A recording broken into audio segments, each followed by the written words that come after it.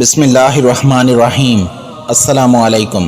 جناب امیر علیہ السلام اللہ پاک کے بندوں کو اللہ پاک کے دین کے بارے میں بتا ہی رہے تھے کہ اتنے میں آپ فرمانے لگے، اے لوگو، بدترین اعمال میں سب سے بدترین عمل یہ ہے کہ انسان دیر دیر تک سویا رہے۔ یاد رکھنا، اللہ پاک زیادہ سونے والے اور فارغ رہنے والے انسان کو اپنا دشمن جانتا ہے، کیونکہ زیادہ سونا دین و دنیا کو تباہ کر دیتا ہے۔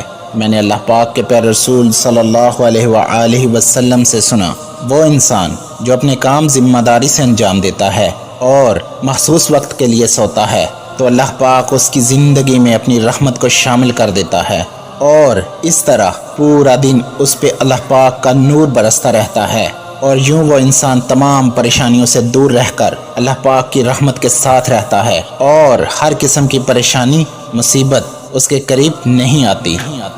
ویڈیو پسند آئی ہو تو پیاری باتیں چینل کو سبسکرائب کر دیجئے۔ شکریہ۔